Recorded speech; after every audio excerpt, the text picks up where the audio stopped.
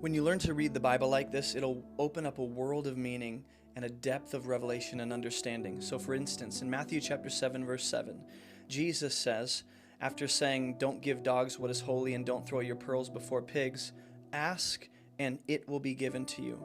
A question I have is, and this is what it looks like to study the Bible, is we ask questions. What is the it that Jesus promises will be given to us? He says, "Seek and you will find."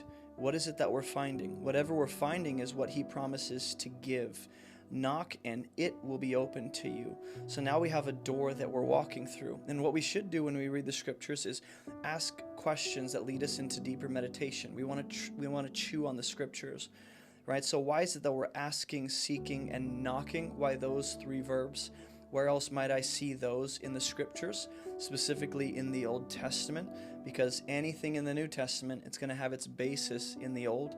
And Jesus talks about something being given, something being found, and something being opened to us. So what I should be asking is, hey, in the rest of Matthew's gospel, do I see something being given freely? Do I see someone finding something of value?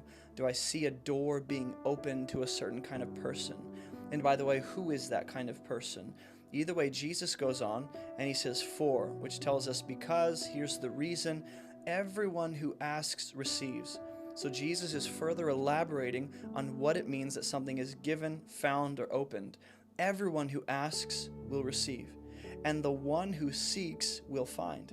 And to the one who knocks, it will be opened, which is another way of saying everything he just said in verse 7, but in a different way. That gives you assurance and confidence to actually seek for, ask, and knock. So the question becomes, is this literally everyone? Or does he have a kind of person in mind, everyone who does this? Well, everyone who asks, though that's at least a condition, right? What is it that's being received? We still haven't established what it is what we should be seeking for and asking for God to open up. Verse 9 might clarify, which one of you, if his son asks him for bread, will give him a stone? That seems like an arbitrary example. Why a stone instead of bread? Why this point about, hey, if your son asks, you for bread, who's going to give him a stone? Or if he asks for a fish, we'll give him a serpent, right?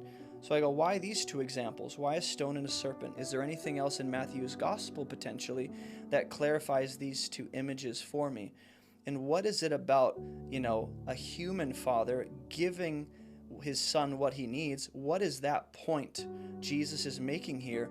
And how does it connect to seeking, asking, knocking, and receiving what it is we're looking for? I think verse 11 clarifies, if you then, who are evil, know how to give good gifts to your children, how much more will your Father who's in heaven give good things to those who ask? And in the next video, what we'll do is begin asking questions to clarify the meaning and deeper point of verse 10 and verse 11.